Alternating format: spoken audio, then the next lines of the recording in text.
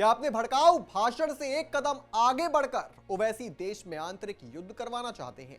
क्या ओवैसी अपने बातों की गंभीरता को समझते नहीं हैं? जनता को जिस जहरीली जुबान से वो मुसलमानों को उकसा रहे हैं, उससे देश में ऐसी अराजकता फैल सकती है जिससे जान माल का नुकसान हो सकता है।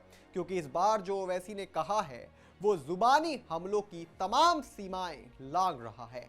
बताएंगे आपको ओवैसी ने ऐसा क्या बोल दिया, पर उससे पहले आयोन भारत को सब्सक्राइब कर लीजिए। नमस्कार, मैं हूं आपके साथ स्नेह श्रेयस, आप देख रहे हैं आयोन भारत। सबसे पहले आपको खबर बताते हैं। यूपी के मीरपुर विधानसभा सीट पर उपचुनाव है। यहां से एआईएमआईएम ने अरशद राणा को उम्मीदवार बनाया है।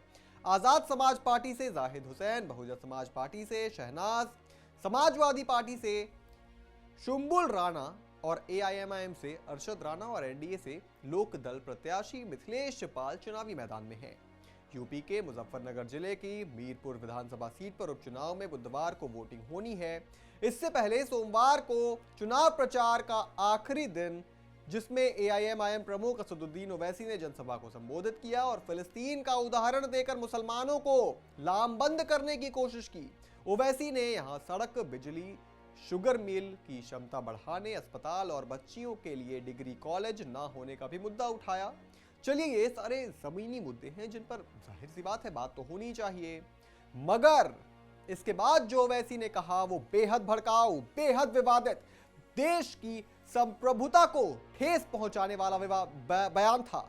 उन्होंने कहा, जमहूरियत में जब जंग करनी हो तो खूब डट कर मुकाबला करना चाहिए, लेकिन हम लोग जंग करने से पहले ही नतीजे पर पहुंच जाते हैं। जंग से पहले हार मत मानिए, डर के वोटिंग मत करिए। अगर जमहूरियत में जंग करना है तो तगड़ा मुकाबला करिए, जंग से पहले नतीजे पर मत पहुंचिए। मिसाल दे रहा हूं, बुरा मत मानिएगा। 70 साल से फिलिस्तीन गाजा में लड़ाई हो रही है, वो मर रहे हैं। 40,000 अब तक मर गए, 12 लाख बेघर हो गए, लेकिन उनके हौसलों को देखो, वो डर नहीं रहे, वो मुकाबला कर रहे हैं। क्योंकि इजराइल जालिम मुल्क है, वो जालिम मुल्क गाजा में जुल्म ढा रहा है, लेकिन वो गाजा लड़ रहा है। अब एक बात जरा समझा दीजिए, फिलिस्तीन और गाजा तो दो अलग अलग देश हैं। दो देशों के बीच जंग होना तो आम बात है, मगर आखिर ये उदाहरण मतदान में कैसे दिया जा सकता है? ओवैसी अगर मुसलमानों को कह रहे हैं कि जंग करो, तो भाई किसके खिलाफ जंग करो? सरकार के खिलाफ, देश के खिलाफ, हिंदुओं के खिलाफ, किसके खिलाफ? क्या मंच पर चढ़कर हजारों लोगों के सामने ऐसी भड़काऊ बयानबाजी करना सही है?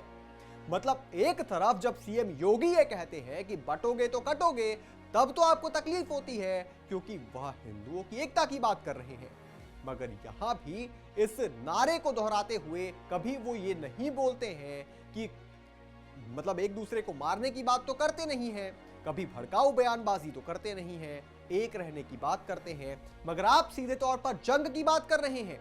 बटोगे तो कटोगे का नारा सिर्फ हिंदुओं को एकता का है, और उसमें भी आपको इतनी तकलीफ होती है, तो फिर इस तरीके से भड़काऊ बयानबाजी करना आपको कहां तक शोभा देता है, आपको कहां तक सही लगता है?